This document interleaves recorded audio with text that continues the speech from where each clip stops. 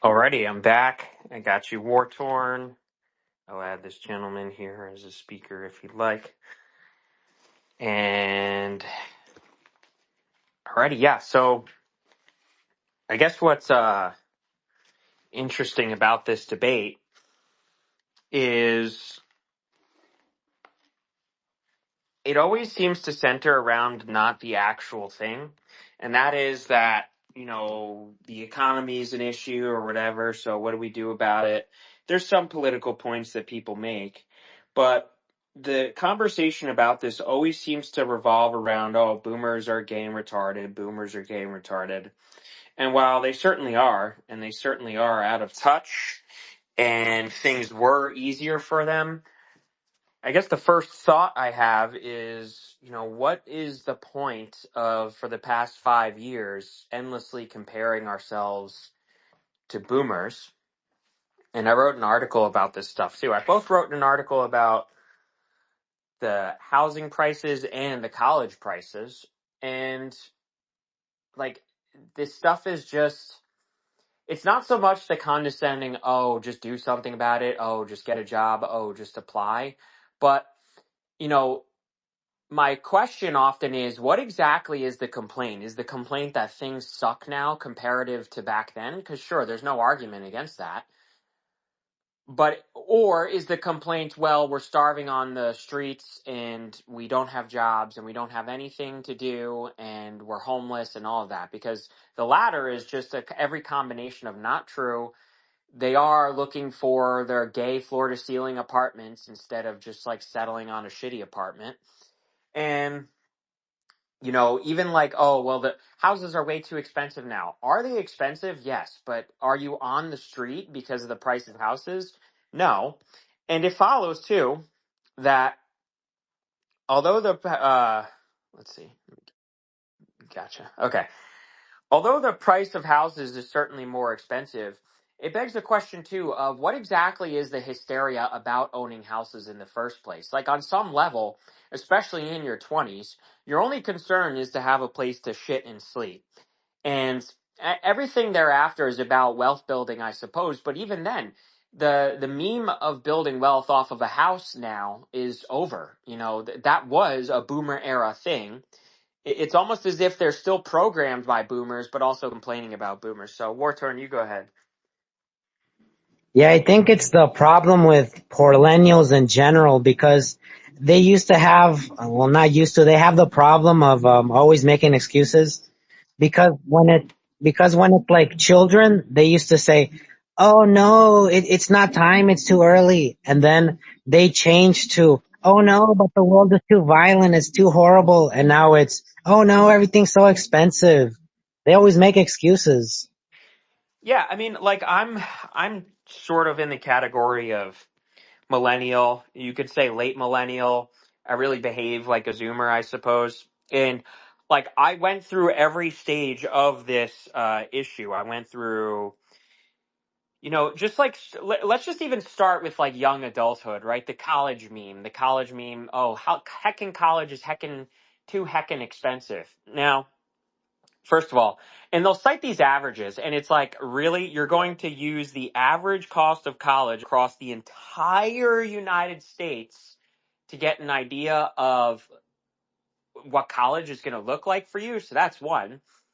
Two, this average cost, the average cost of is $50,000 per year, and it's $200,000. You know that fucking dork on that? He is like the final boss of Poorllennials. That dork on TikTok with his stupid fucking borderline propeller hat, and always like in a homosexual way, too close to the camera. He's always saying this stuff, and it's like, first of all, they get those numbers awfully. The number specifically for college is, okay, an average across the entirety of the United States. That's one. Two, they're including private colleges, and I'm sure, people are ready to refute the private college point. But even when their refute is usually something like, well, state colleges are still $30,000 a year or $20,000 or something like that. No, they are not. Those are generous estimates on the college's websites that include living expenses. And those living expense estimates are based on the cost of the dorms, which are obviously inflated prices. So what it amounts to, when you actually investigate it, you go to a state or a publicly funded school, your tuition per credit hour is roughly $250. That's like across the board, across multiple state level schools. All right, so a rough estimate would be then $8,000 to $10,000 just in tuition per year, presuming 15 credits per semester, and we'll add on there, the technology fees and all that, which by the way is like $100 each time. And so what actually happens is the entire cost of an entire college degree at the state level is roughly $40,000 to $50,000. Is that still a lot of money to pay? Sure. Is it tough to pay that tuition while you are in school and working at best part-time, presuming you're trying to do well on your assignments and everything? Sure, that's not exactly easy to go with. But then stepping in is state loans or student loans. And specifically, if everyone was so poor, especially these Poorllennials, it was so hard to afford a college degree. For every year, if you are really truthfully that poor, every year you're granted, you get federal grants. Okay, so federal grants means you don't pay any back at all. If you were really like the bottom of the barrel, poorest of the poor, and you qualify for the max amount of federal grants, every year for 4 years, that max amount is roughly $7,000 to $8,000. So just imagine getting $7,000 to $8,000 paid per year if you're so poor. And they run schemes with it, right? It's not perfect. They run schemes. If your parents worked in 1800 or something, if you have a grandparent that worked in 1800, you don't qualify for grants, right? They do like memes like that. But all that's to say that grants are included, and then there's subsidized loans, which means loans that don't accumulate interest while you are in college. So couple all of those things together, even if you're paying back the student, even if your grant get you $2,000 to $3,000 per year, that's a huge enough amount that this college is too expensive meme. Yeah, it's more expensive than it once was, but this gets back to my main point of what exactly is the complaint? Is the complaint that everything sucks now? Sure. Is the complaint that you're like out on the street and never going to be able to go to college ever or afford it? Or if you do and you pay the loans back, you're like cooked for life. That's where it becomes Poorllennial cope. So, Wartorn, you go ahead. Yeah, another problem is a lot of retards think they should go to like Harvard or stuff like that. Like they're smart, but they're not smart, because they're like sub Qs and they should never even think about going to those colleges because they don't have the mental acuity to even be there. But they want to look better to their peers. So they, they bite the bullet, as they say, and then they screw themselves over because they're always trying to pretend that they're like incredible and stuff. Yeah, well, it's the fallacy of like name branding. Some of these colleges are name brands, and I'm telling you, like even when I was 18, I did this. I went to the school that I went to. Granted, it was a state school, and I did that intentionally. I didn't feel the need to be a faggot and go to California if I'm on the East Coast for school. So granted, I did that, but I selected that school specifically because I was like, hey, it's a party school. I'm going to get laid. Guarantee that's what all these fucking kids do. Like, and I know that sounds so boomer coded and whatever, and people complain, but that is what fucking people do. Especially at 18, 19, 20 years old. They all want to go to the name brand school where they're going to get fucking laid and have the best party. Those schools are usually private schools or something, or they have, extensive bills. And they do this meme idea, to your point, of it's supposed to look good on a resume. Realistically, you could just think about it. Imagine you were a hiring person and you're hiring somebody fresh out of college. Okay, that might have some weight, but do you know the intricacies of what colleges and which places have the best programs for what reason? Further, the college rankings are gay and retarded anyway. They're ranked on nothing other than just how much research they put out. That's what the actual ranking is. It's not like they're ranked in like US News and everything based on whatever, the quality of their teachers or something, or the quality of their program. You can investigate those numbers of who gets jobs under what circumstance and everything, but the best schools, TM, is just schools that push out more fucking research from like smarty pants professors.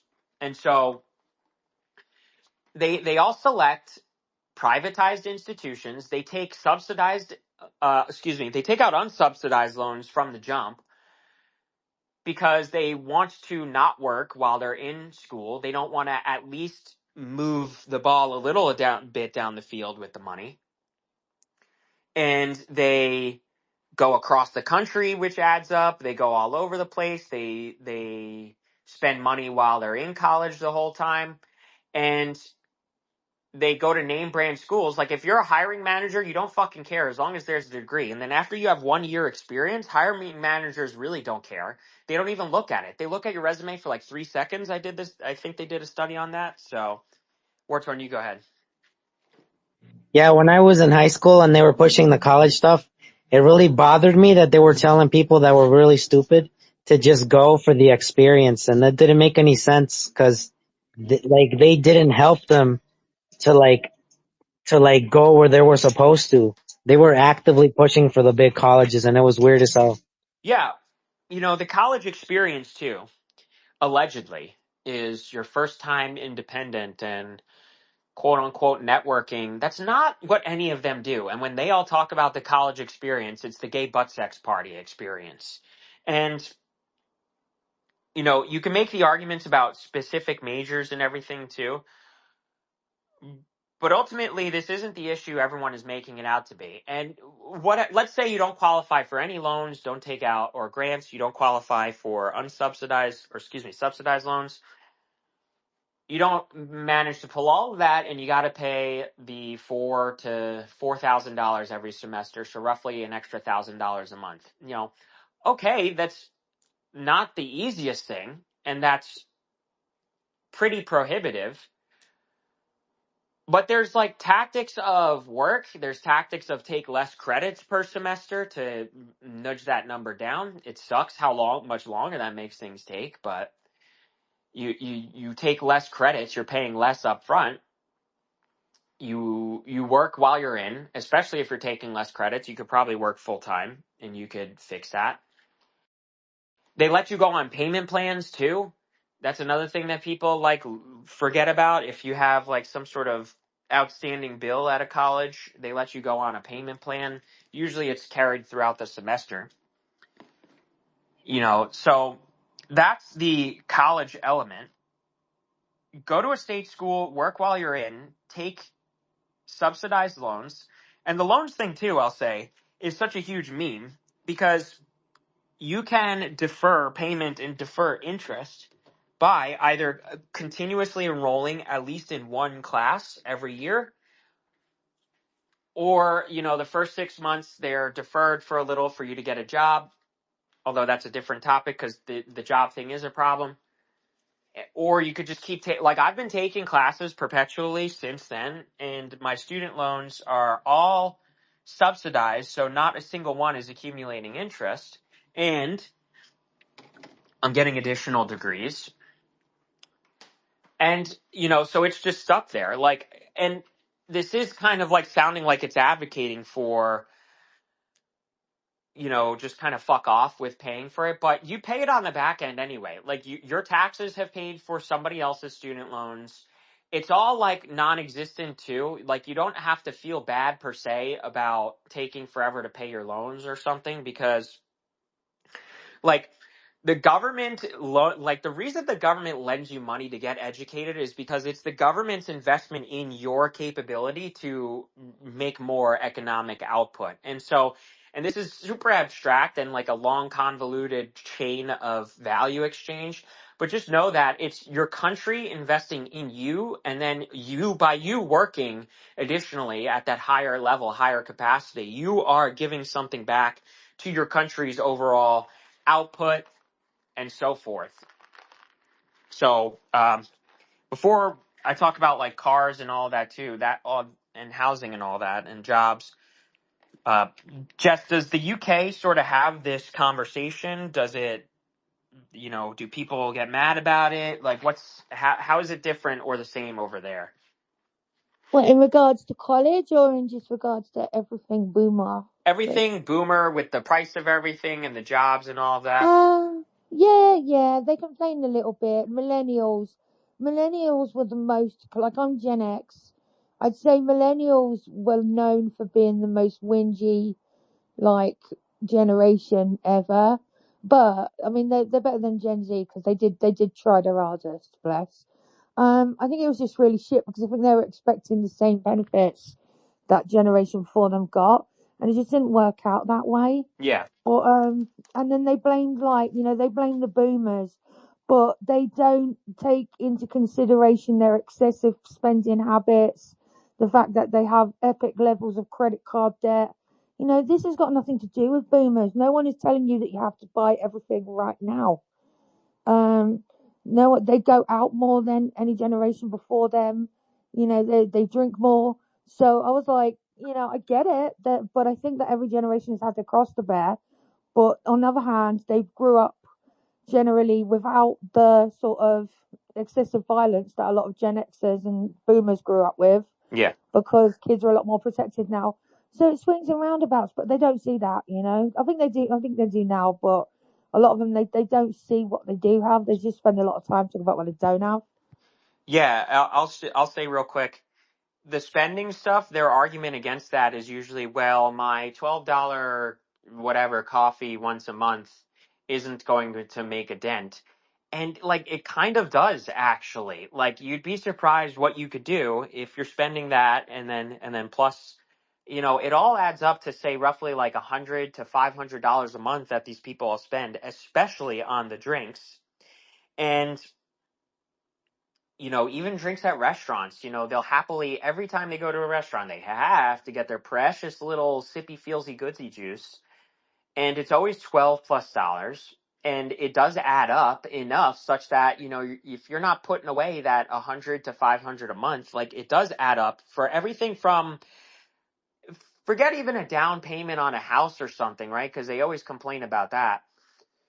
Just that extra 100 to 500 a month, if you could put a little bit of that on something like a car, just pay the extra towards your car, you'd be surprised how fast you could pay that off. And then you're set up for a long time in the future to have that completely paid off, especially if you take care of it. Next time you buy a car and you trade it or whatever, it retains some value. So you almost never have to go paying a car again. So it's just these. Ultimately, the $100 to $500 a month does make that huge of a difference. I saw La Crypt, you had your hand up for a moment there, so if you want to go ahead. Yeah, I think I figured it out. I wanted to ask if this, like, the information you are giving was a USA or UK, but I think it's USA, right? Yeah. I'm US. Red Pill Barbie here is UK, so some different structure there. War Torn, you go ahead. Yeah, Barbie's totally correct. I have a friend that's a normie, and when he went to college, he had to have his two Starbucks coffees that were like $10 each every single day. Yeah, and I really get the argument that it's not going to make a dent in your a a down payment on a house or something, what's even the $100 to $500. I'm making the point that that does make a difference, but they will make. I'm just checking who we got in here. These are all very unfamiliar. So okay, just connecting everyone here. Let me double check. All right, we have. So that 100 to 500, they'll argue still doesn't make a difference in putting a down payment on the house or anything. But then it becomes a question of that doesn't make a difference because you're obsessing and compulsing over a house. Like you don't necessarily, you don't need a house instantaneously in your 20s. You just need a place to live. And then that gets to the apartment problem or the apartment rentals, wherein they're insisting that every apartment possible is $1,500+ a month. And it just goes like, I've lived in quite a few different places now, and everywhere I went, I held out and I looked for a place and I set a hard line at $1,000 a month. And it's tricky It's not always easy, but you have to think about it too. These reported averages, once again, are often using like apartment complexes. They're not using people on Facebook Marketplace or something. They're not using numbers from, the amount of times you could do an Airbnb and then the person says, "Are you staying here? I'll let you rent the place for a few months or whatever." So they're not taking that into that average. And on the other end of this stuff, these are like landlords that like that number isn't a hard line number. These are landlords that are just like coping, seething, poopy pants idiots, and they think that they own a place, so they want it to turn over instantaneously. So they basically ask you for $1,000 more than their mortgage, or in some cases, the total sum of rent charged for each room is more than the mortgage. So there's certainly something there, but these types, like every time you press this conversation to your point, War Torm, they'll say something like, "Oh, I can't stay there that has this. Oh, I can't stay there that has this. Oh, I don't want to be somewhere without a dishwasher. I don't want to be somewhere." And they always want, like, I make the joke, the gay floor to ceiling apartments from New York City or something. And that really is what they're always fucking looking for. Like, they just look up apartments and they just accept the first things that come up in results and they don't do any digging. You dig through, you'll have people that will rent to you for under $1,000 a month. You can make some kind of deal, whatever. And it's certainly, once again, it's certainly more than it used to be, and it's certainly not easy. But what else are you going to do? Like, what's harder? If you're saying it's not easy, well, what's harder? Paying $1,500 plus a month, or navigating and trying to make a workaround and live in a place like literally for a few years, I rented a room out of a guy's trailer. And because it was a trailer, he couldn't really charge me more than he charged me. He charged me like $700 a month. He couldn't charge me more than that because nobody wanted to rent it because they looked at it, they saw it was a trailer, and they thought, "Oh my goodness." It was a trailer, and it wasn't even like a hideous one that wasn't like because understandably there are those hideous ones that are like many, many years old, and it's like a drug den. It wasn't a drug den. It was a newly built one. And it was a little enclave, and the neighbors were fine. There wasn't drug issues. There weren't people having their domestic violence fights nightly. And it totally checked out in that sense. So, Barbie, you go ahead. Yeah, I'm not really sure what millennials wanted from boomers. I mean, you're talking about a generation that began in 1946.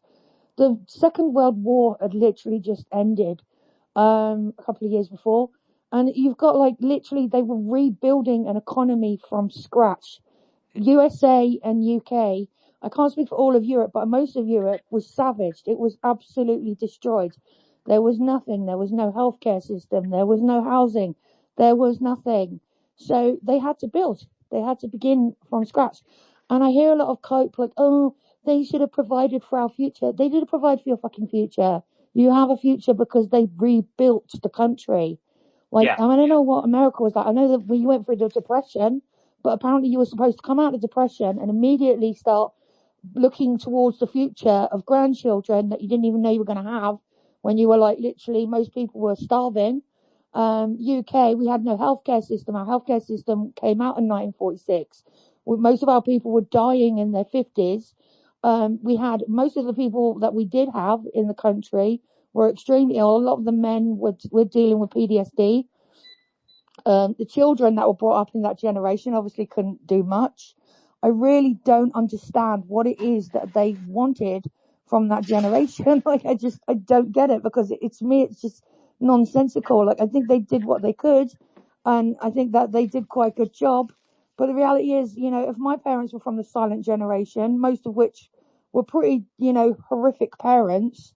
I don't mean to be horrible, but they came from generations of parents that weren't the most loving generation. Right.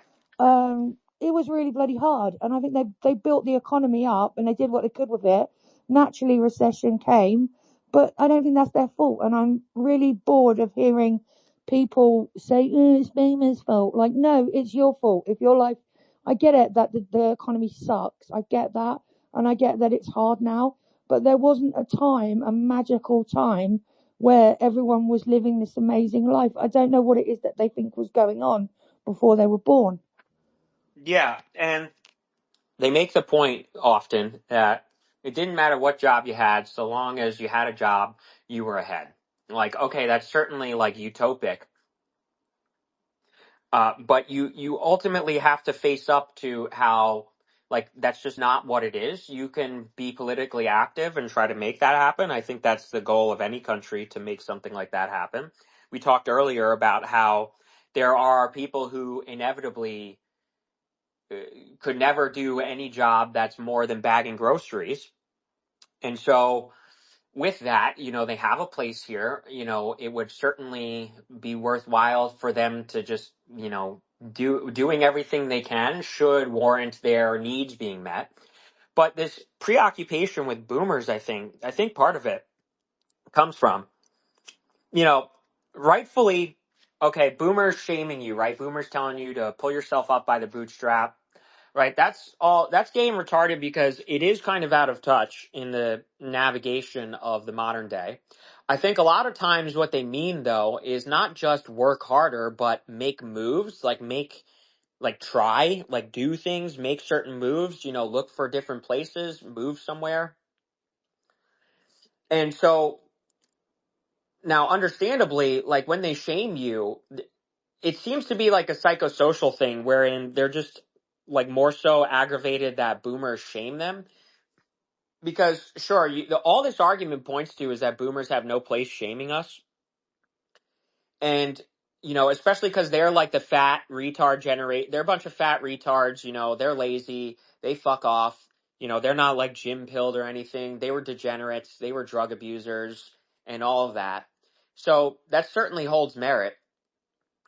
But it's like this intergenerational, oh, you're heckin' shaming us, and that's not heckin' fair, that's mean. It's like, okay, well, ultimately, so then, to your point, what is it that they want from boomers? If you want them to stop shaming you, okay, well, call them gay fat retards. They usually have a heart attack when you do. Like, unironically, I've come across boomers where boomers do this, like, meme of forever living in this dichotomy of, oh, I'm one of the tough guys. I'm one of the tough people who heckin' grew up. And they have this compulsion to like assert that, especially to the younger people, as like a cope for their low self-esteem, or as a cope, even you could even dive into like evolutionary. And because when people are saying, oh, I'm mature, like what is that really saying? They're saying I'm attractive, I'm sexually developed, so have sex with me, women or men in the area. Like that's the evolutionary explanation for that. So they're eternally doing that, which is just like real low IQ and non-sentient behavior. And it is irritating to be around because it's like, shut the fuck up, faggot. Like, you haven't woken up before 6 a.m. once in your fucking life. So I don't need a lecture from the likes of you on hard work. You know, you want to lecture me about being like a snowflake or something. Like, I'm literally like a fascist. I'm way edgier than you, and you would never have the balls to say the things that I say. So shut the fuck up. So that's certainly part of it, but they dress that up in language about the economy and housing and all of that, and the idea that they're supposed to hand it down. It's like, sure, I guess, sure, like what else are they going to do when they die? But they haven't died yet. So what are they going to do? Not live in the houses that they bought? And if their house is worth more, now granted, if you bought your house for, let's say, 25,000 fucking dollars in 1950 or something, and now it's worth $1 million, like you are a gay faggot retard for selling it for $1 million+ just because it has that value. If you sell it for $26,000, you go positive. If you sell it for $100,000, you fucking made out. If you sell it for $500,000, you're set for the rest of your retirement. So there is an element to that. But the hysteria, to your point, is just like, what do you want? Like, what's your plan? As Nuclear Cadillo said. Barbie, you go ahead. Yeah, I was just going to say, I mean, I don't think boomers were necessarily satisfied with the world either. I mean, they brought about punk, you know what I mean? And the punk scene was the most, what's the word? anti-establishment scene ever, ever in music. So they definitely had issues with the system, if you will. But I think like, yeah, they are gonna say shit. They are gonna say, yeah, work harder. I used to get up at 5 and I used to work 12 hours and I didn't go to university. And I think like this is a sign of the times. I don't want to be horrible and keep going at millennials because I do get it and it is annoying because they go at me too. I'm a Gen X. I'm not a boomer and they are annoying. Yeah. But you're in your feels, man. Who fucking cares what they say? I Yeah. don't I don't care what some granddad says at the bus stop. Good for you. I'm really glad that you're doing well now, mate. But I don't give a shit what you say. If people and more people are choosing now to go to college than ever before, and that's fine. But it has, in some ways, devalued the price, the cost. Sorry, it has devalued a degree now because Yes. now everyone's got one, and that's fine if that's the choice you make and you've got that. But just be at peace with your choices and don't give a shit what old people say. Yeah, absolutely. It's like just call them a fat retard and they'll like cry about it, and they'll tell you to respect your elders. And it's like, what are you going to do? Hit me? I fucking dare you, faggot. Wartorn, you go ahead. Yeah, it reminds me of that joke, yeah, where they're always saying that, oh, pull you by your bootstraps, yeah. But then when their what is it? The retirement fund went down, they were the ones that started crying. Yeah. Yeah, exactly. So it's like to Jess's point, like, yeah, they're gay and retarded, so stop listening to them. Like, stop getting, I know it's gay to say, but like, stop getting triggered by them, I guess. You're the adult in the room, they're not. So find a way to like investigate these problems and solve them, I suppose. And I think one of my followers, I forget who it was, I made points about this the other day, and he said 80% of the because Poorllennials, they'll say, and plus their fucking content is getting really insufferable. A house, yes, we can't, I'll never afford one of those, and then they're insufferable, like, I was gonna diet today, but then like pizza, like they really are like the coon brain generation. And so It one of sounds their like gimmicks, chilling. yeah, one of their gimmicks is, and Lenov, I got you in a sec. One of their gimmicks is, you need at least $100,000 a year to make, to afford to live. And somebody made the point to me, and he was like, well, 80% of the country doesn't make $100,000 to live.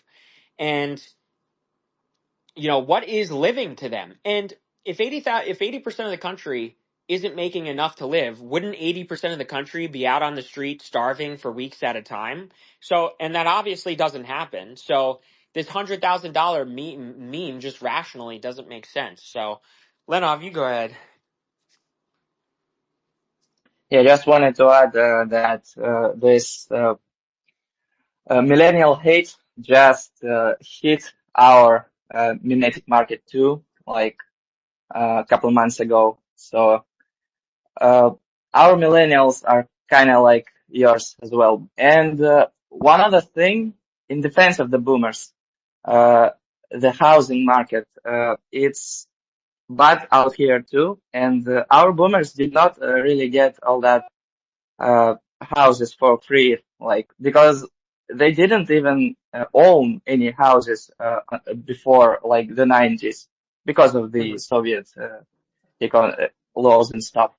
So our houses, like in cities, uh, it's all ridiculously expensive as well. But I feel it's more like the BlackRock and stuff. We don't have BlackRock, but our oligarchs Yes. own everything as well. So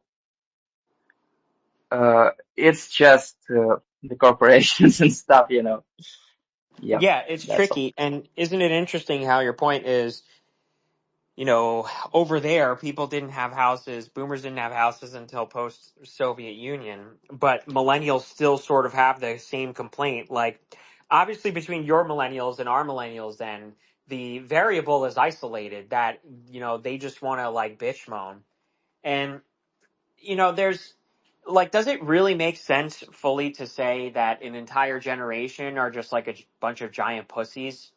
Like, maybe you could, stretch that to say, well, the xenoestrogens and the plastics and the way they were raised and all of that. I think any given person, if felt enabled, will converge on their lowest level behavior. And in this case is this lowest level behavior is just being like a big fat baby. And so somewhere in their collective unconscious too, they feel like no shame for behaving like a big fat baby. And but every one of their arguments against it or for it is just like immediately irrational and derationalized. Uh, to your point about the prices too, there is something to be said for how gay private equity just buys them and then tries to make money off of them, and they just have such a surplus of cash that they can just throw cash, not even take out a mortgage, just throw cash at a house. Or if they do take out a mortgage, they, make sure they make it back up.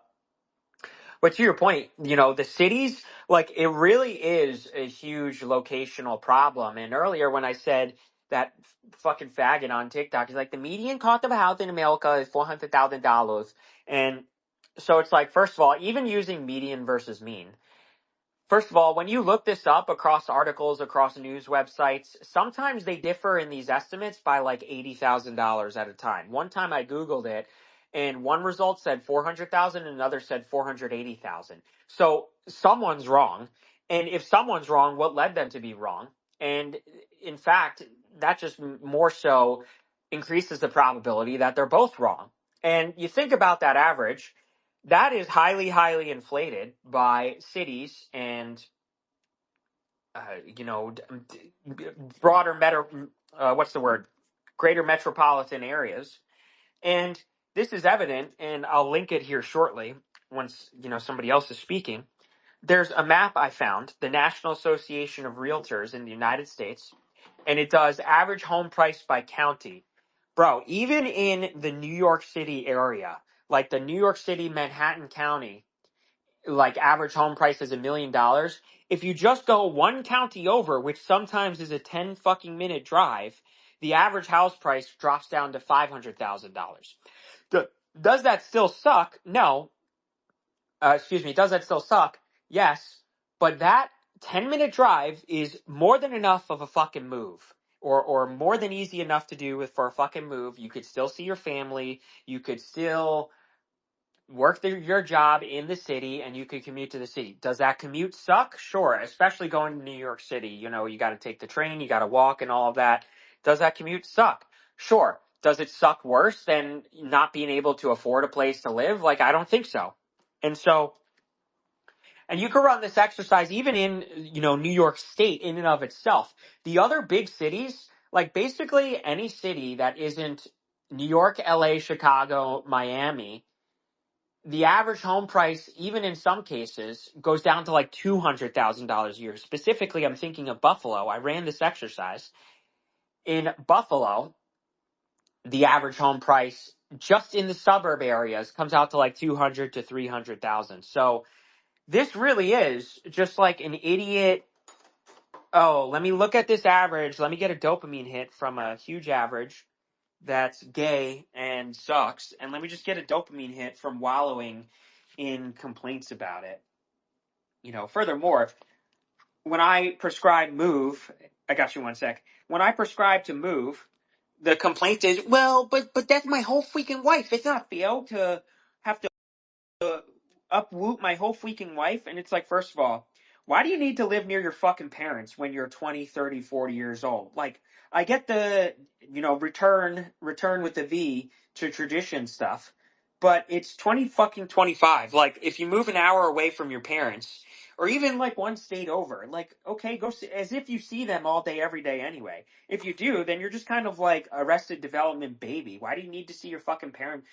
Kind of the point of growing up is that you stop like seeing your fucking parents so much. So they always make that my whole heckin' life was here. Like, okay, so then what do you prefer? Your whole heckin' life was here, but you can't live, you can't afford a house, or you can move and start a new life. Like, it's not that fucking what exactly is the difference between one place versus another? Like, you're still going to have your gay little restaurants everywhere. You know, if you move to a completely different state, okay, I get it, sentimentality, but like part of life is moving on to bigger and better things. Lenov, you go ahead. Yeah, it's the fact that it's only in big cities. We have like two big cities, Moscow and Petersburg. So really, the unaffordable level inflation of housing prices is there, and so they always whine like there's no life outside of them. But in reality, what I see is just not real. And yeah, it does seem like they were just too much whining. Uh, Yeah. Yeah. Well, yeah. yeah. Russia and the United States have something similar in there. And the similarity is that like the entire middle of the United States is rural, like the rest of Russia. You know, the United States just has a handful of other big cities, and Oh, so wait, no, no. The other cities, like we have, what I believe 15 cities. That's just the urban area is more than a million souls living there. But it's just that everyone just thinks there's two cities. So that's kind of a joke. oh, Yeah. okay, gotcha. So you're saying that the average Russian forgets that there are even other cities that will, obviously be cheaper than Moscow and the other one you said. Kinda, but maybe it's just again millennials because it's like they're whining. There's no life outside of there, so it's rural, but in quotation marks, because those are real cities too, but no one considered them Okay, back gotcha. when Yeah. the millennials were young. Yeah, the life meme is such a meme too. Like it's such a Poorllennial meme because, what's that code for? You look at your Coomer millennial. What is that code for? Like that's code for gay butt sex parties. Like what they consider life and livelihood is fucking gay butt sex parties at clubs and all of that. And they're not even cool. They don't even have gay butt sex at these. They just awkwardly stand around and they go, hey. They don't like meet anybody and they just like run back and forth to the bar and do the clutching their drink to their chest meme. And like they don't even fucking have fun. Like so, but they will still repeatedly do this because like, complaining about all this living stuff, but living there is worth it if it means that for every 1,000 times they go to a gay butt sex bar, they might have a chance to meet somebody to have their gay little butt sex with. And so, let me invite Caesar to speak here. And so, yeah, to your point, the life stuff, like, and look, I'm not a rural head. Like, I do like the suburbs. And so I do just kind of like, I'm just kind of like a tech type person in terms of like I'm not good if I'm like stranded in the middle of nowhere. I'm sure I could figure it out and everything, but I'm not like that type of person. So I like being in the suburbs, just knowing people are around and all of that. But ultimately, the idea that you won't have life there and it's whatever. Well, pick your poison then, I guess. And even then, you can just decide that there's like cool things in life that aren't gay butt sex parties. You can decide to live somewhere and like live out your life because realistically, what do you even do anyway? Everyone goes to their job and then comes home every day. That's really basically the gist of it. So this livelihood need, even if there's some sort of attraction, like I don't know, a park or something, these people go to the park once their whole fucking life and then they never do it again. So you might as well move if you're not going to take advantage of all the things around. Chiller, you go ahead. Yeah, I feel like, wait, can you guys hear me? I've been having some audio issues. Yeah, I got you. Oh, okay, okay. So like I feel like people and I live in a city of about like a million people in the middle of the country, so not giant and not like super small, but it's like these people they think, and I've been to Chicago, I've been to Boston, I've been to New York, I've been to DC. They think it's like if you don't live in or I've been to LA, if you don't live in one of those big cities, you're just in the middle of nowhere and there's nothing to do. But America's giant and there are so many places in the middle. You don't have to it's crazy like, in Boston, like rent like $4,000 for a two bedroom. and here there's plenty of stuff to do, and it's maybe like 1,500 for like a good, and like on even like the more expensive two bedroom, it's just 1,500 here. And I mean, it's not like I'm living in the middle of like, the country, like total rural area. There's still stuff to do here, and it's like they don't even see a choice outside of the big cities. That's like the only way. They can't fathom not being there. And it's like, if it's too expensive for you, just go live somewhere else. Don't just complain about it. But Yeah, it's just this very black and white way of thinking and for, I feel like, a lot of people. yeah, absolutely. And even within those cities, like the suburbs of those cities are usually pretty affordable. I lived in Buffalo for a while in the suburbs. I told the story earlier of how when I was there, I was renting a trailer, a room in a trailer. I didn't fucking need anything else from that. Like, we're all like loving our jobs in our 20s. They're all such corporate girly XDs. Like, part of the corporate fucking grind is you're not home, so you don't need your home to be anything more than a place to sleep and hang your hat and put your food or something, put your stuff. And the moving question, they always have, like, this is how this is where it becomes excuses. And I'll say this to you, Chiller, everyone kind of heard me earlier, but it's a point I really want to bring up because nobody brings this up. They do this return to tradition meme of, well, but I can't move because my whole life is here and my family and blah, blah, blah. And it's like, first of all, like, if you are married and you have a family, crazy fucking concept, but your family goes with you everywhere. So what they must be talking about is their family in terms of like their mom and dad. And it's like, part of fucking growing up is not needing to be around your mom and dad 24/7. And even then, they aren't around them. Like, they don't see them, they don't hang out with them. How much time do you even spend with your mom and dad? And it's like, it's 2025. Like, if your parents want to help you and all of that, in 2025 they can send you money, I suppose, if they're like doing the parent thing of helping you out. And so this like emotional dependency on them is really what it's code for. This like overgrown baby code for, I just need my mommy and daddy to be around to like feelsy goodsy. And oh, my whole life was here. It's like, okay, I get it. It would suck to move from where you grew up, but like, what else are you going to do? Or like, to your point, why stay there if it sucks? Like, I'm sure there's sentimentality, and you sure can go and visit then, I guess, you know, but at some point, someone somewhere in your family line or whatever had to move to start a life. Like, you can start a life elsewhere, and you in 2025, I keep saying that, but in 2025, there's such a thing as travel, there's such a thing as driving, there's such a thing as going to see XYZ, there's such a thing as staying in touch. Social media really did that, especially because you still have like a centralized landing plane for seeing how all your friends are doing over all these years. And so, all of this is just, and it's always such like, something in their brains tells them to just look up apartments or something and then just click on the first result, even though the price is like not desirable, and just look up like apartment buildings. Like, did you not realize you can rent a room in a house? You can rent an Airbnb and then work with the person to make it a long-term rental. Do they not realize you could look on like Facebook Marketplace too and talk directly to people instead of through some sort of agency?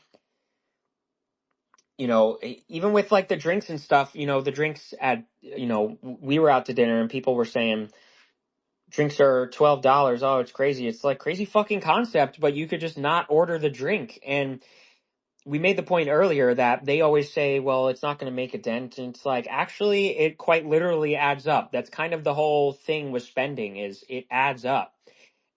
A lot of these people don't even track their spending either. This is why, like, this is a moment where boomers are actually retarded, wherein they're always advising you against credit cards, because they're retarded with credit cards. They presume that you're retarded with credit cards. And so they think because they would just slap charges on it and then pay the bare minimum $20 a month or something, you would. But bro, I've been using American Express since I was 14.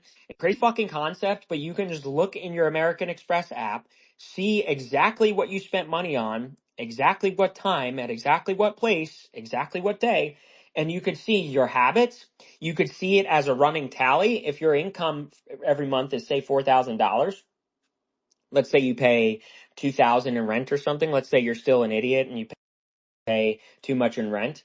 I shouldn't say that because some of you guys probably pay a high rent here. So, based when you do it, I'll just throw that out there. Anything that I criticize that my friends do, it's based when my friends do it. But 2,000 a month. So now you have 2,000 to work with. And then let's take out the car and the blah, blah, blah. So let's say you have 1,000 to work with every month. It's like, okay, if you're having a credit card and you just watch how that credit card adds up every month, you go, oh, okay, I've spent 500 of my supplemental income this month and it's only the 10th of the month. So maybe I gotta chill. And like, oh, this seems to like fly over people's heads to just investigate what they're doing. And the prices with that, the prices with cars too.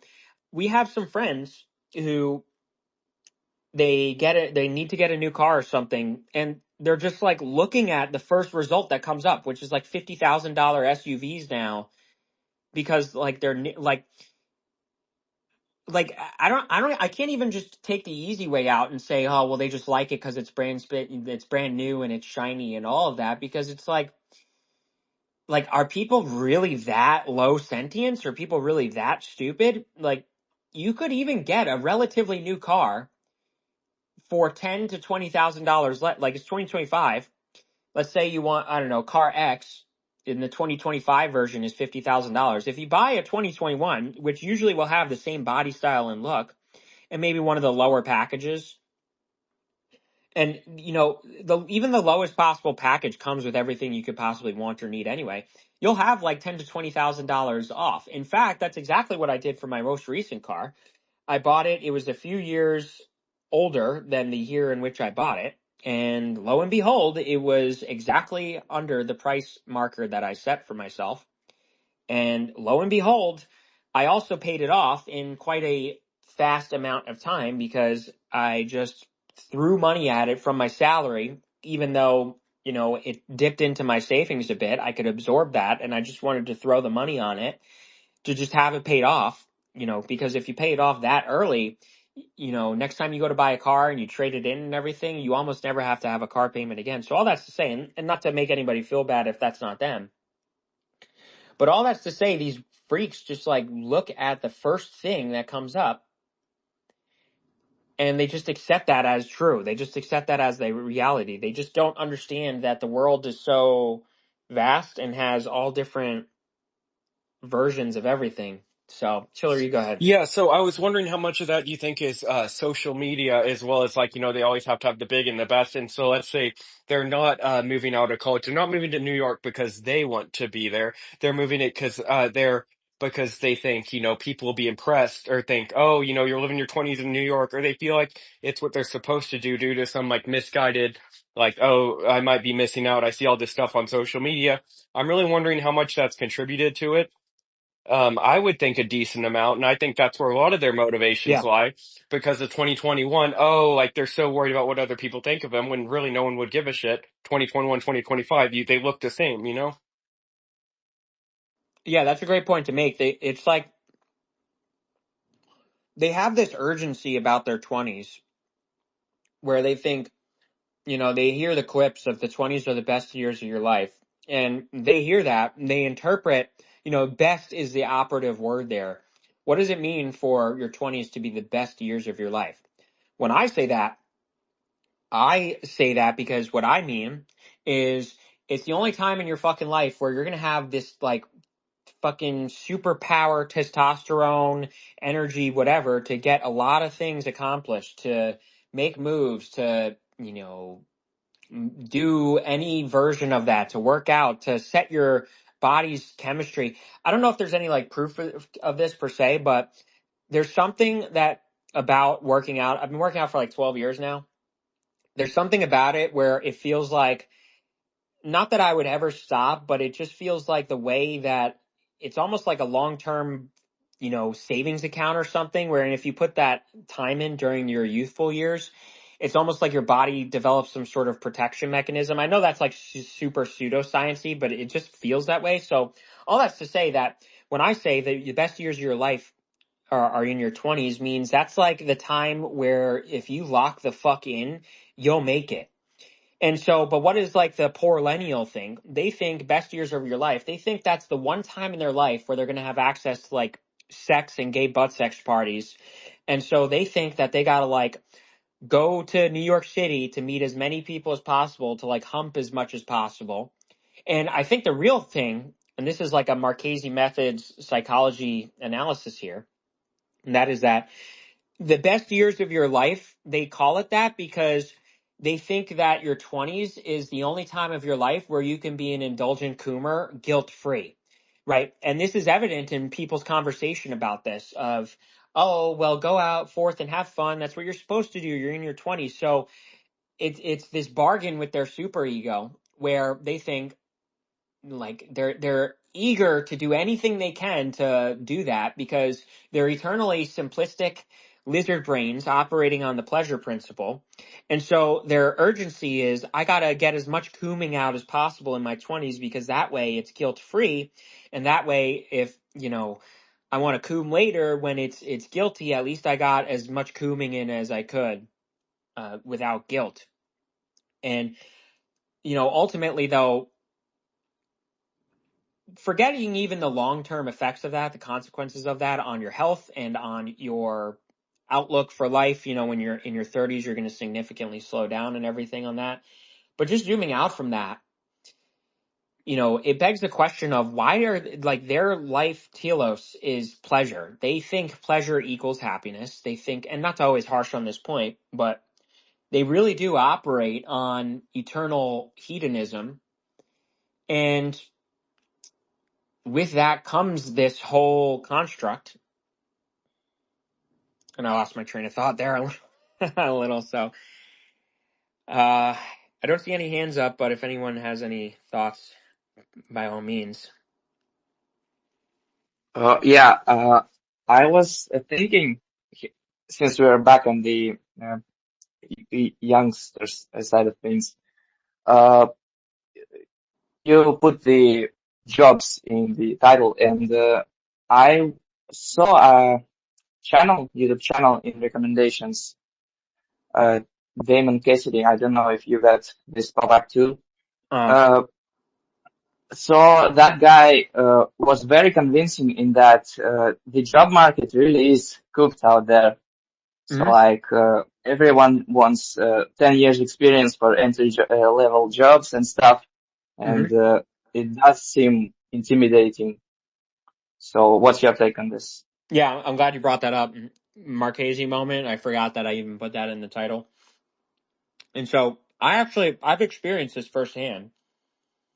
I graduated with my math degree in 2019. When I was applying, and granted my resume could have been a little more polished, but even then I suspect I would have had a tough time. I wasn't landing jobs, and I'll save this story for another time, but I had to find a way to land on my feet, so I joined the Army. And then post Army, I applied a few times and I landed an internship in engineering. And then that internship, right at the end of that internship, it couldn't have worked out any better. Right at the end of that internship was when I was getting calls from places to hire me and all of that. There was a weird like hiring bubble, like post COVID, like 2023, early to mid 2023. And it was very weird. Like I would have never, it quite literally was the ideal play out of you do the internship, then 5 months later, that's enough on your resume for them to give you calls. I had like 10-ish calls. I actually had to do the like negotiation memes just to narrow it down. And so, and then I worked that job for a year and then I just got like laid off, or fired really. Like, and I suspect it's because I wasn't into like gay Lean Six Sigma. I don't know if you guys have any experience with that, but it's like this gay cult in corporate America where it's about like optimization and stuff, but it's just like the gayest thing ever. It's like a cult, but I'll save that for another time. So I think I got fired because I wasn't all into it. And so now, so I clearly have experienced this, and I will say even post that, I was applying for jobs still. I'm doing Marchese methods, but I still work too. And I was applying for jobs, specifically corporate jobs.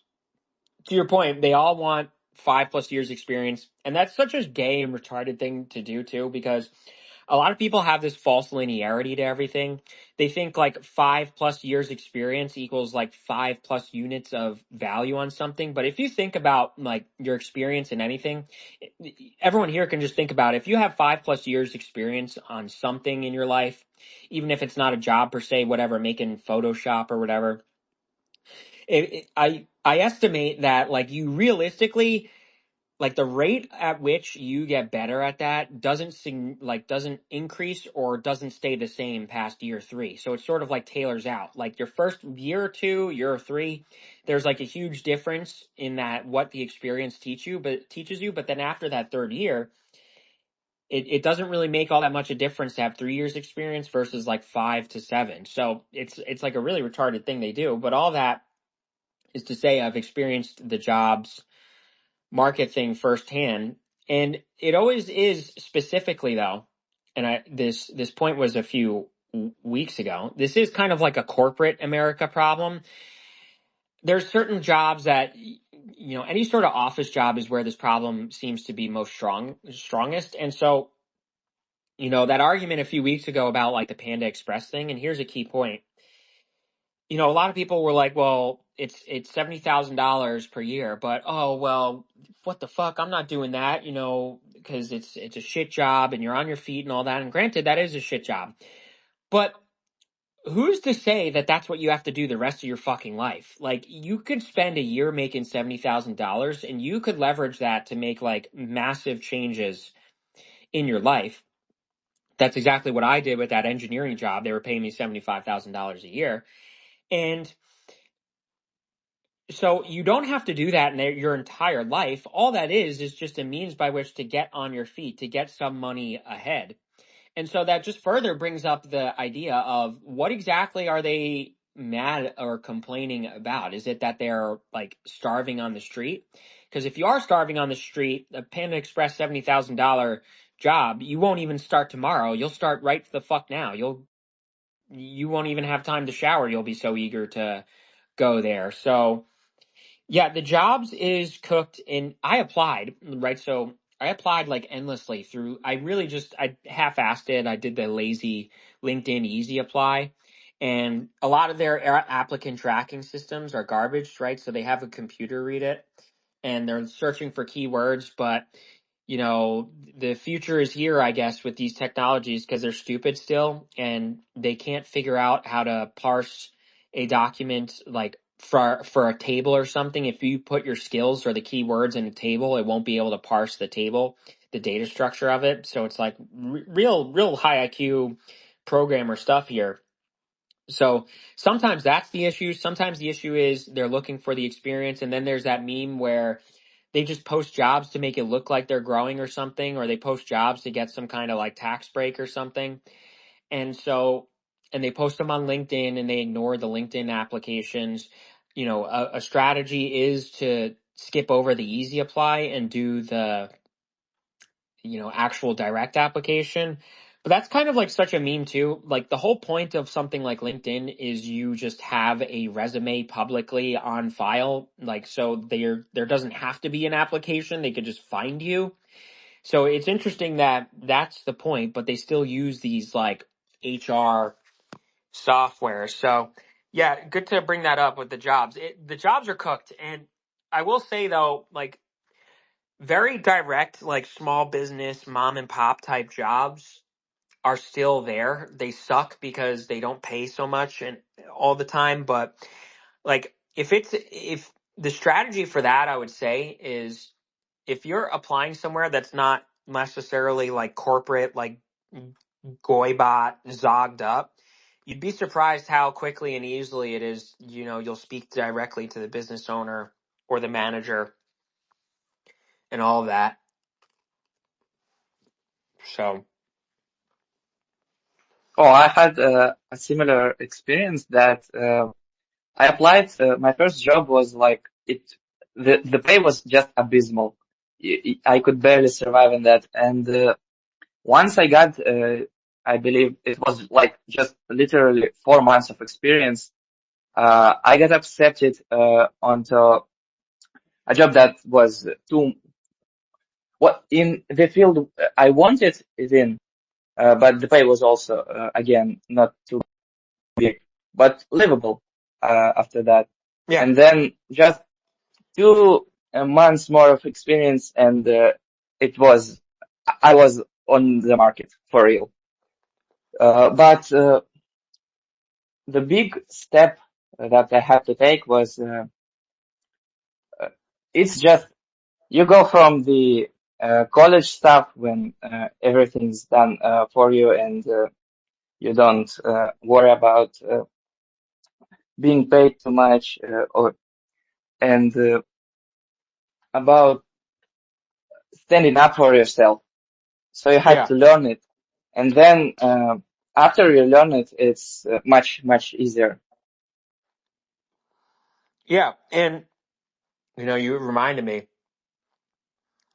the 4 months experience. So, especially like with corporate type jobs, if you, their meme is they want to see on your resume, like specific things you did, like this project, which saved the company this much money, or this project, which initiated this thing. And what's interesting is, like, you can kind of inflate those numbers. Like, you can kind of inflate those numbers. And that's not to say it's moral to lie or anything, but you can kind of like present those numbers in a way that's going to get them all googly eyed. And what you find too is that those specific projects that you're putting on your resume or something, you could have done at any time. Like they don't really give a clear indicator of your skill level. And so you can just kind of like put anything you did and just dress it up in language that's flowery to them, and they'll like be on it like fucking white on rice. And what's interesting about that is that really elucidates that the experience thing isn't fucking real, in that, like, if your job is kind of like my job, it was titled engineering, but it was total fucking bullshit. I was just like a spreadsheet guy. And like towards the last few months of me working there, I was actually trying to find something to do. And I just thought about it, and I was like, something, I could leave this on my resume for the next year so that it looks like I have 2 years experience. And they wouldn't fucking know the difference. Like, and that's not to say lie or anything, I guess, because that's, immoral. That's not, at least from a Christian perspective. But you spend all that's to say that their experience, like, they're not going to fucking know. And like, even with the college degree, like, they never check for it or anything. They just presume you're telling the truth. And on some level, that you do kind of have to, have some kind of backing to it. But half the time, these jobs that require college degrees, you're not really even using it. And that's why I escaped corporate worlds and all that. And that's why I do this primarily with some side jobs. But yeah, you made me think about how the experience thing, you like can totally just get away with fucking lying about it. And especially if you felt like your job was kind of bullshit in the end, which most of these jobs are. Kind of like every job is bullshit. Like there's very few jobs that are serious. And so, yeah, the the jobs thing is, to your point, like it's a ladder system too. Like you do something just to get your foot in the door, and then you play the games of like there's nothing stopping you from, if you're working a job that you don't like, staying within that job and then applying elsewhere until you get that other job, applying for the next level up. Like you said, once you have that 4 months, like, apply elsewhere. And that's even especially better because your safety net is that you're still getting paid. And so you could just follow that up with, increasingly climbing the ladder, so to speak. And so, I think Chiller makes a good point that a lot of these people just think there's like a trajectory for this that they're supposed to be on. And then if they're not, they're like hysterical about it and histrionic about it. And the specifics just do not add up.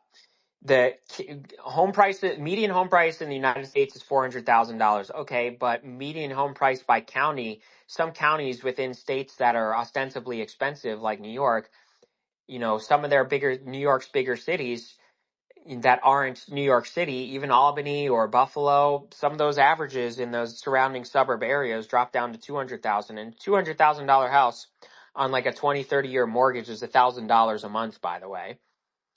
We also have, the jobs suck and everything, but if you apply outside of zogged up corporate, you'll find somewhere to work. And if that work is shitty, you could get your feet under you and then continuously apply and work elsewhere.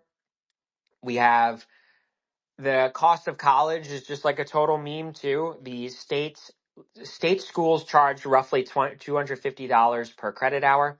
The estimated costs of attendance include living expenses, and it would follow to say that paying your living expenses every month plus your tuition does add up such that you probably can't afford it, especially if you're a college kid, and especially if you're in college, you'd be working part-time for a lot of it.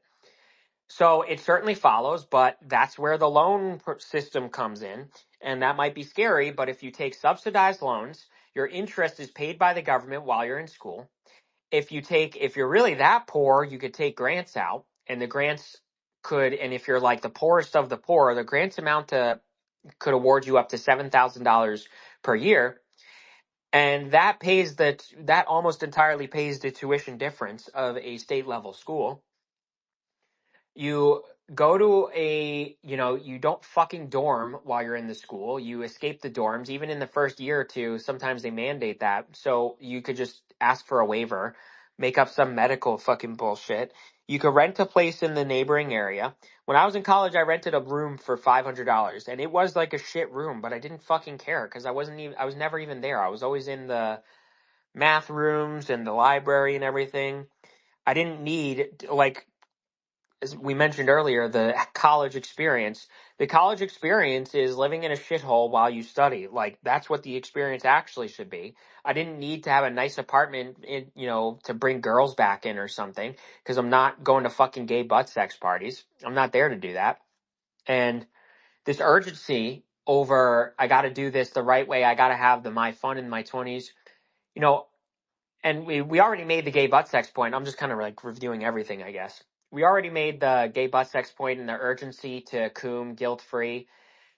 These people also seem to think that like their 20s is the only time in their life that they could be like hot per se. And it's like crazy fucking concept. But if you took care of your body, physique, and everything throughout your 20s, you're still going to be quote unquote hot in your 30s. And you're still going to have more than enough fucking sex if you really want it that bad in your 30s. Or if you're not like that, if you're totally fucking based and red pilled and you're married by then, so long you're taking care of yourself, like your wife is going to want to fuck you. And so this this stuff is really just like juvenile, coomer coded, low IQ, and it's tough. I don't really know if I could like really describe it any other way. Like, you know, it's just rationally, none of this adds up. Chiller, you go ahead. Yeah, I also wanted to say, I feel like, again, with the social media point, a lot of people live in this land of where they're like, the main character and it has to be, so perfect and all this and that, and then like 100 years ago, people just picked a job and did it. And it wasn't, some like sexy, like, like, oh, I do X, Y, and Z. Look how important I am. They just like worked for money and then they spent time with their family. And I feel like it's just way too overcomplicated now by just people just thinking about themselves all day. Yeah, the main character, like, they really think, especially in the New York City thing, like, they are actually watching themselves from an outer view as if they're the camera of, like, the Sex and the City filming. And they really think that when they walk, this is kind of like a woman thing, but men too. They really think that when they walk along, you could hear either their woman heels clacking or their fancy shoes clacking while they wear their trench coat. And they think they're like on the phone, like making important calls and all that. Like they just totally like imagine themselves doing that. And but to your point, it's like you're fucking not that. And this idea that your job is like some sort of ego attachment. is also just living a life of being like an idiot, a miserable, low sentience person. And they also do this meme of like job fulfillment. Now, I do think it's like you do like you're there 8 hours a day. It should be something you like, but you also really don't get fulfillment from that unless you own it. Like to your point, back in the day too, a lot of people's jobs was they just directly sold something that they had to the public. One guy was the blacksmith, one guy was the shoemaker. Like they just did that, like, and they just sold that directly. But now we have this global homo system wherein you're selling your time to make that or to do that to an organization, and then that organization takes what you made and resells it. And this is even in the abstract of value and service work and everything. And so like job fulfillment, like you try to find something you like to do every day, but if you don't own it, you're not going to find it fulfilling. And this dreaminess to it, it's like dude, you could preoccupy, like there's plenty more dreamy things in life than just your job. This ego attachment to like being a boss, being a heckin' cool person who heckin' grinds is just like turbo low sentience. So War Torn, you go ahead. Actually, Markavi, it was skills transfer from parent to child. Yeah, like that's how it was. Like that's your family was the designated XYZ thing for the neighborhood. And so your parents passed it down and that was like your family's thing. And that's how last names often sound like they are jobs or what used to be jobs. And so these characters, we got Gibson here. These characters don't even understand that. They think their life is like a fucking movie. They watch like to Chiller's point, they literally watch too many fucking movies and then they think that they're in a movie. And they like act out their little scenes and they say their cute little movie lines and quips and they think that like it's the movie scene part where the other person like drops their jaw and the dramatic music plays in the background. The travel thing, they do that with the fucking travel thing. You could tell that unrelated but related. The I'm gonna heckin' twavel the world meme. It's like they really like watch too many fucking TikToks about travel, and then the GoPro and the drone is filming them on a beach or something, and it's playing like the gay music in the background. They literally think, "Oh, I want to go there. I want to go inside that video and be that." So then they conjure up, "Oh, I'm gonna heckin' twavel the world." It's like they all have these low IQ Coomer views for what their life is supposed to turn out to be. When realistically, you have to understand that it's not going to turn out the way you plan. Definitely plan and definitely make your moves, but the romanticization of stuff like that, especially because travel's just another like Coomer coded thing. Like that's just code for I want to go have sex somewhere else. So, Wartorn, you go ahead. Yeah, it's delusions of grandeur without wanting to put any effort into it. Yeah, there's always the meme. There's always a baby Walking Dead zombie lizard brain meme of they don't want to exchange anything for that. And it's like it's so low IQ too. Like you go, like especially with the travel, for example, you're just literally going and existing somewhere else. They give every meme of the heckin' experience, right? Just like we talked about earlier, the college experience, and this job is great experience. It's like what experience? Like you're just, especially with travel. I'll just use traveling for the example. You're just existing somewhere else. Like you're not fucking learning anything. A lot of these times these people are like, I'm gonna go heck and learn about the history and the culture, and it's like, no, you're not. You're staying on a fucking resort ground, sipping your gay fruity drinks and going to the beach and maybe going like on one little excursion.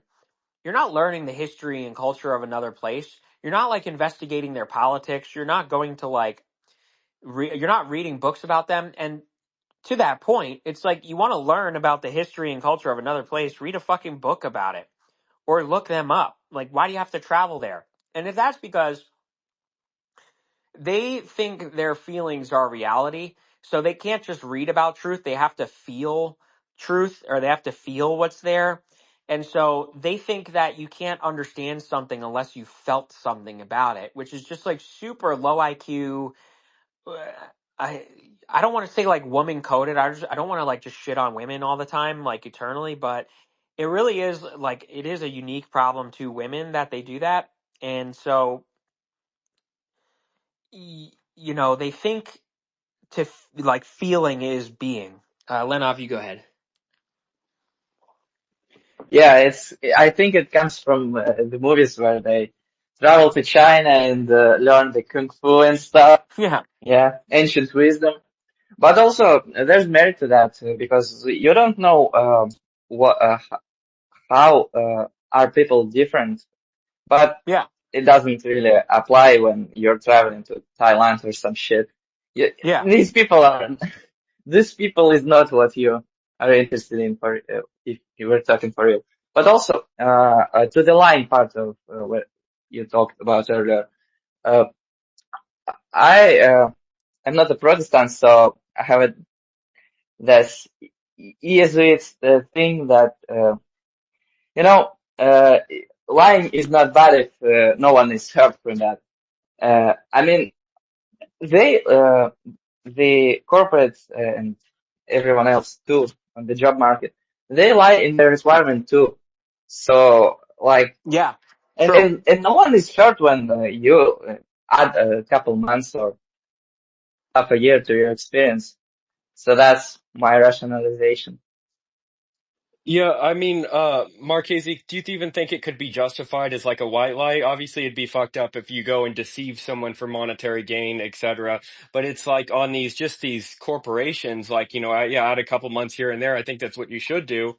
Or, maybe bend something. I mean, like, don't like really outright lie, but, just kind of stretch the truth a little bit. Yeah, I'm not sure. I'd have to like investigate the specifics.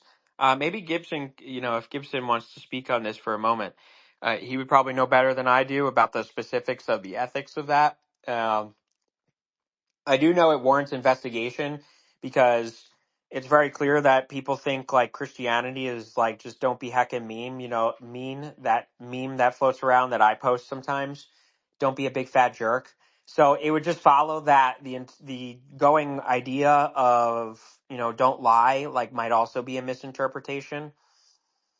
I mean, if you even just think about it, like God's punitive measures is like something like so painful and unbearable, like we could never even conceptual, like it's just literally outside of our mental faculties to even imagine what kind of pain and suffering lies in hell. And if God himself is sending people there, it just sort of follows to investigate this idea that certain things, just typically like touted wrong things like lying, whether or not they're lying. So yeah, it's good that you guys brought that up. And you know yeah, Lenov, you're right. I mean, they do lie back to you. Like, you have to fight fire with fire. They lie to you. They lie about how much what they could pay out for this job. They lie about what you're going to be doing for the coming months. They lie about what the job actually entails at times. So it certainly follows that sometimes you have to play fire with fire. So yeah, I think one more point I wanted to make about the traveling thing is you were talking about, go to China or something like the tour, like at the very least be a tourist. It's so funny too. Like they'll be like, I'm going to learn the language. And it's like they learn to say hi in the bar. Like all they do is just go to fucking bars and get drunk. There's nothing they learn. There's nothing they do. There's no meaningful intellectual questions that they pose and answer, and intellectual inquiries, I should say, that they go by. They everything with like travel and then jobs too. Like you guys, like we've all worked like any number of jobs. Like you just know like you don't actually do anything that fucking cool or important or high skill most of the time. You know, spreadsheet broing, like sometimes you could be creative and cute and clever, but ultimately, like, especially because I was supposed to be like an optimization, quote unquote, engineer, an industrial engineer, whatever.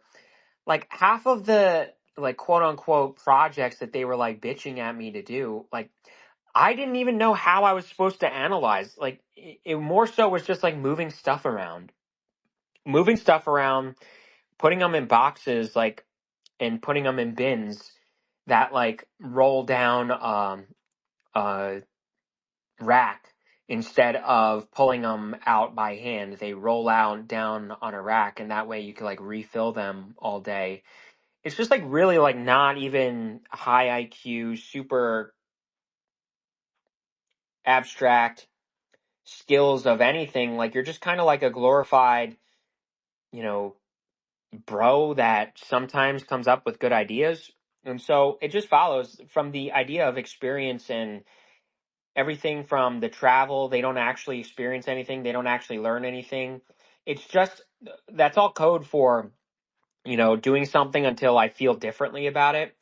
But realistically, like if you investigate the rational faculties of it, you find that none of this stuff like really does much of anything for you or your life. It just sort of is making money so that you could eat.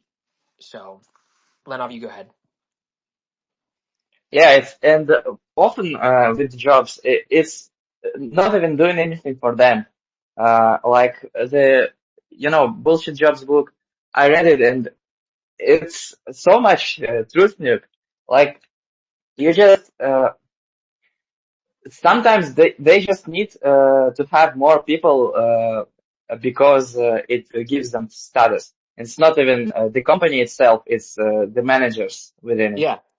I've experienced this, like my second job, they hired people and it was like they really needed them, but most of the time, uh, I did absolutely nothing and it didn't Yeah. affect anyone. And it wasn't just me, like half of the stuff, they just hang around, so if anyone has any problem, they could uh, go to someone, but they like, they the needed amount of stuff was like half of what it was.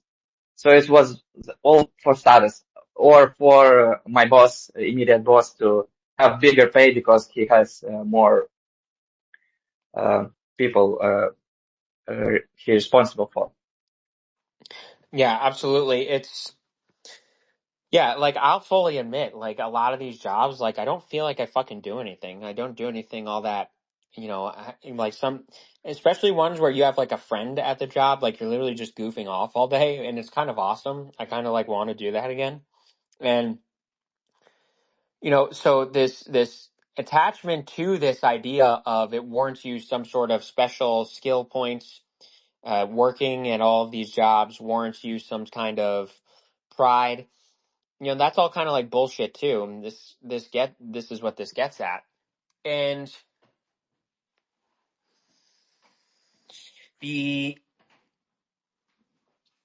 so it really begs the question of like, what are people even wanting here? Like trying to tie it back to like, this relates to the complaints about boomers. Jess made the point earlier, like, what exactly is it do you want from all of this? Do you want like whatever to feel cool or something like that? Like, people really struggle. They have these like existential crises of they don't understand like what they're even here to do, and they just sort of vaguely associate it to a job in a house and money and the way that grants you some kind of status. And then they're just like histrionic when they don't have that because they've rigidly defined themselves by all that stuff. And simultaneously, they could never be bothered to give up being a little baby indolent lizard brain about it all. And so they'll be histrionic. They'll be upset that they're not granted this picture of what they've attached their identity to. but they also want to cope and seethe and not do anything about it. Like the boomers are right up on that. Like it does suck worse than before.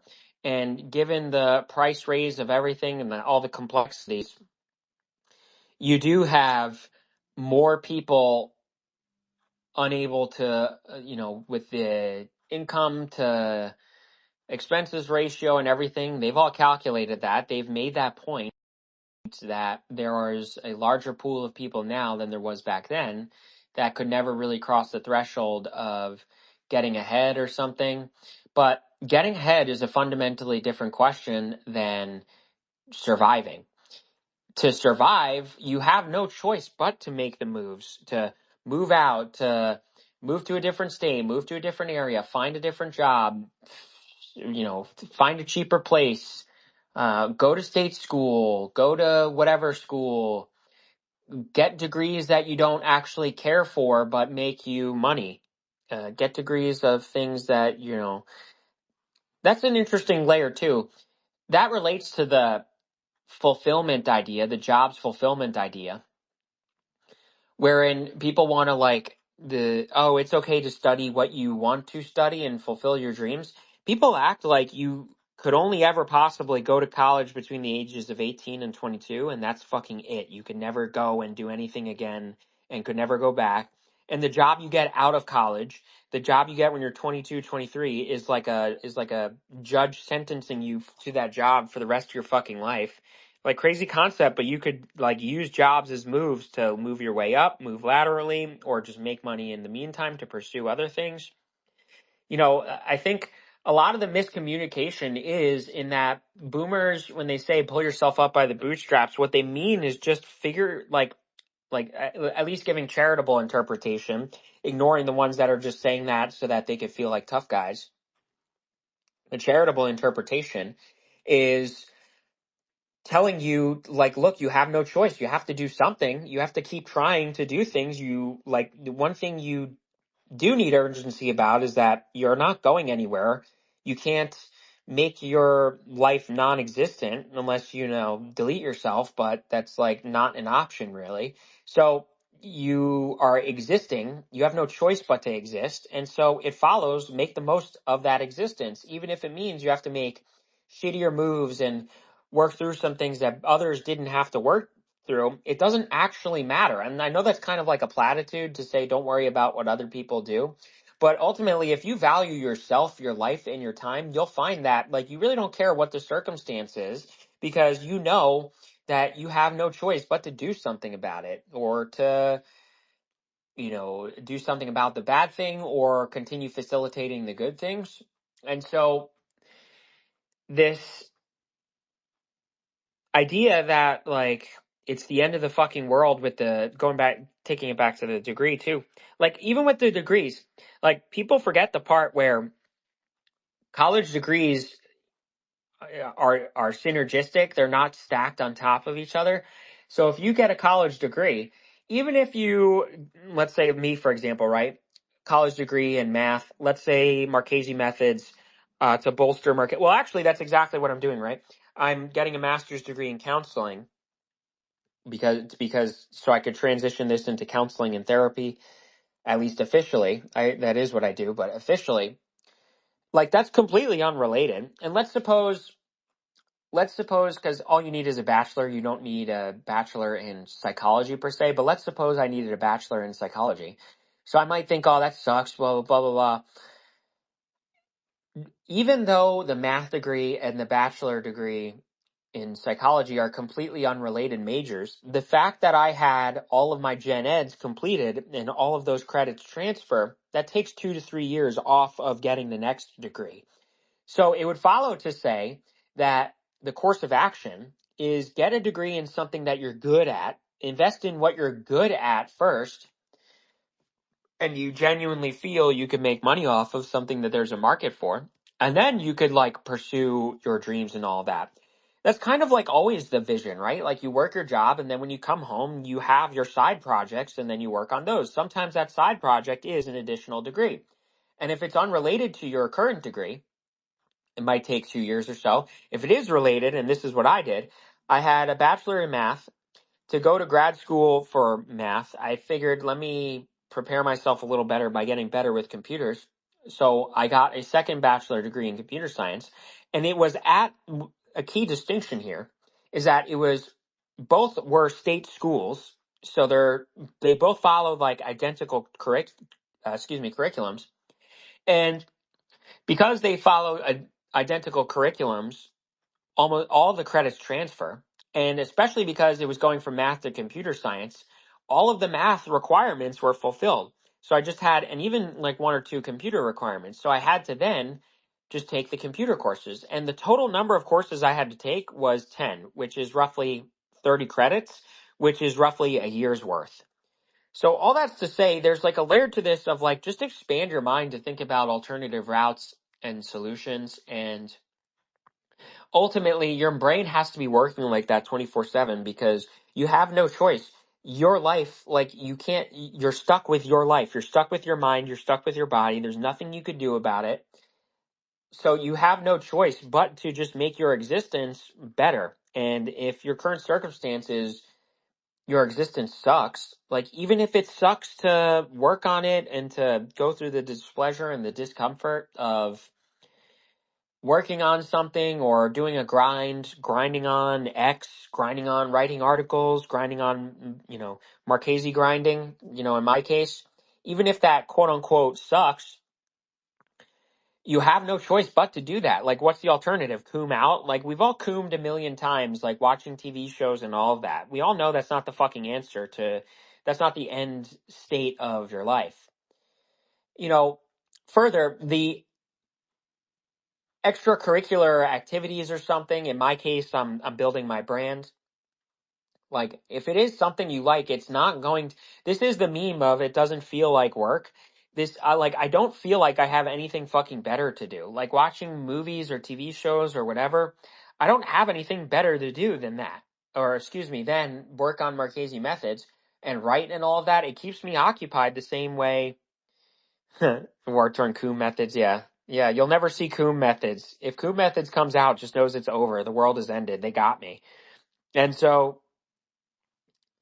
all that's to go along together to say that, and I know I ramble on here, that your end state, like you have no choice but to just make moves, give things tries. You're not going to die. If you're eating every day and you have a place to sleep every day, you're going to be okay. Like that's more than enough to, at the very least, not be miserable. But people choose to be miserable because they're really more so living in their gay little pathological worlds of trauma or misery or something along those lines. So, Lenov, you go ahead. Yeah, I think we can draw a line here that it's all because the millennials are the most successful generation in killing God in themselves. So, like, it comes to fulfillment. Yes. They have uh, a hole the size of God in their hearts. So nothing brings fulfillment to them. Absolutely. Absolutely. Well said. Yeah, they totally forwent. Is that the word? Forwent? Forgoed? They totally forgoed transcendental spiritual happiness and fulfillment through God, through Christ.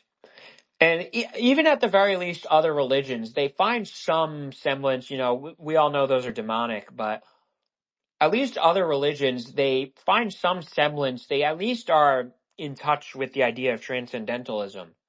And so they find greater purpose and existence in life beyond just basic mammal brain, lizard brain instincts. I always talk about this. Poorllennials operate exclusively on the pleasure principle. Like their entire life, telos, is pleasure.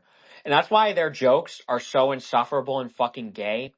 The Catalina wine mixture, wine this, I was gonna go to the gym, but then like pizza, I'm on a seafood diet. I see it and I eat it, It's like they actually think it's so funny to tacitly say nothing in my life matters other than fucking coom. And it's so in your face especially if you're Christ aware, at the very least Christ aware, it's so in your face that they're just like, they're not even like in the same realm of existence. Like you're quite literally, it's like something out of a movie where there's like a dimension portal and you're looking at somebody else through like a dimension portal. Like you look them in the eyes and you could tell they do not live in the same dimension, universe, whatever existence that you do. Like they're just totally not fucking there. And so yeah, that was a great point to bring up. So anybody have any reoccurring thoughts or just thoughts that might be a little bit off topic? Maybe questions for me? Heckin' questions, ask me anything, Q&A, uh, anything like that, feel free. Because I thought this one was going to be a little longer and more intense, but it appears we just have a few people here. We had like a ton of people come in. I don't know if they were bots. It was like Bitcoin trader bots, if you guys noticed or Yeah, something. yeah, NFT. Yeah. Ape profile pics. I think it may be because I tweeted very informative stuff, and so they were bots. So yeah. That's funny. So what? You're finishing first year of your master's, and next year you're getting the degree? Yeah, so actually, funny story. This past semester, I was finishing up both my master's degree in math and starting the master's degree in counseling. The counseling degree plan is really good because although it could be long, it's like 60 credits. It is they have 8-week semesters, so you could actually knock out a lot of grad school in one semester. And so, let me add this gentleman as a speaker, and then he could speak shortly once I'm done. They So I elected both, and it was a grind for those 8 weeks, the last 8 weeks of the semester. But then, uh, the math for me has just been Marchese math stops at undergrad, it seems, because the entire story of grad school math has just been a disaster. I really resented it from the beginning. I'm willing to give it another try in the future. Maybe it was the teacher, maybe it was the program, maybe it was rushed, maybe there was just a million things going on in life that made it resentful. Even, abusing the shit out of Chat GPT, it still would take me, like, the assignments were weekly, and they were doing the math meme of, like, one question is actually 10 questions. So it would be like 50 to 100 questions a week. And I just had to abuse the shit out of AI just to get it done in time. And then, of course, you're not really learning much from that. Uh, you know, unless it was something I was already familiar with from undergrad. And so with that, I actually wound up this semester, and then the finals, in case you missed the tweet about it, the final exams, I originally thought there weren't going to be final exams, but then there were. And I just like could not get past the first question. I just got like stuck, and then I finally wasn't stuck, but then the calculations that I was doing was just like way off. So I was just like, dude, fuck this. I just can't do it anymore. Whatever, I'll take my L. I was one class. If had I passed the semester, I would have been one class and one exam away from finishing it. But I'm really loving what I do here. I'm online all day, which is kind of funny. But on some level, this is doing something, right? Typing and writing out. I still work my jobs and everything, but this is publishing in a way articles, publishing in a way videos, doing these spaces and podcasts. Like this is something to do. And this is advertising for my business. And I did the business because I always felt, especially after the corporate, I was sort of thinking like in my last few months of working corporate, I was like, man, this stuff is so gay. Like this is what it is. Like, after those couple of months, we were kind of mentioning it earlier, this is what corporate is. It's just like being a gay retard and doing spreadsheets and half-assed trying to come up with like gay little solutions to gay little problems. And I was just like, this isn't math. This isn't doing some fancy schmancy sophisticated thing. This isn't doing cool math all day as like your job. So I was like, yeah, this is kind of cooked. And I always knew from early on that I wanted to be some semblance of a psychologist or therapist. There's a couple of precipitating factors to that. Firstly, I did have a genuine deep deep intrinsic interest in the thoughts, feelings, and behaviors of people and how they operate. In a way, when you're like an adolescent, you're kind of just like trying to figure out girls, right? So that was part of it. You're trying to learn how to like read girls' minds and, quote unquote, how to get a girl like you. So that was part of it and everything. But I really like had a deep, especially, just in observing social behaviors. A lot of this stuff is really abstract and really hard to define, but we all know, like, based on the facial cues and everything, when somebody's doing something uh, dishonest, or they're patronizing you or something, or talking down to you or talking up to you, or, the coded words that people use. So I just took a very deep interest in that. And I knew I wanted to be a therapist because my line to myself was I never wanted anybody to feel about themselves the way that I felt about myself when I was a teenager. But I also knew that in order to do that, I have to reconcile and ameliorate how I feel about myself. So alongside that, I still went to college initially for psychology, but I didn't want to be in school forever. Part of me wanted to just like grow up and get a job and everything. So I wound up switching over to chemistry, and then I switched over to math because chemistry was going to take too long and I was better at math. But ironically, I've been enrolled, except I think for 1 year I wasn't enrolled in my 20s, and I've been enrolled since then, and now I'm still fucking working on a master's degree for that. But now is the time I decided, because I really like, I also wanted to cross over to a point of I reconciled every possible issue in my head beforehand. And one of the reasons that I wanted to do that is because there is an authenticity problem amongst therapists. Like, in theory, what a therapist is telling you to do, which is to reconcile your thoughts and feelings, it just follows that the therapist does need to have at least crossed that threshold in some way. They're not infallible, so they're going to have issues sometimes still, but a lot of times the therapy in and of itself, or becoming a therapist in and of itself, for them is like a pathology, is them coping. And so I just knew that I really wanted to arrive at a very deep, sound place of confidence that's totally and identity that's totally unwavering, such that I could then become what I am. And I also figured, even though I'm doing the counseling degree and everything, that's so that insurance can pay me, people's insurance can pay me. And then it'll just be nice to take money from insurance instead of people. But I figured, why wait for that? Especially organizing myself as a life coach.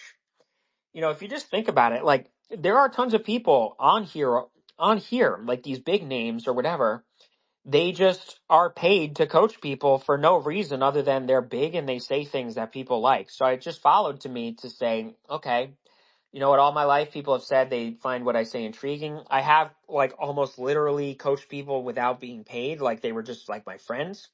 And so I operated as like a therapist for them. I taught them things about confidence, masculinity, and everything. So it just followed to me to say, why wait there? Let me just organize myself that way right away. And then, just take the counseling and therapy along in the meantime. So that's a long-winded way to say, yes, I'm doing that. I took the summer off because I just couldn't take it anymore with school. I wanted to put out more content, but in the fall that will indeed pick back up. So I appreciate that question.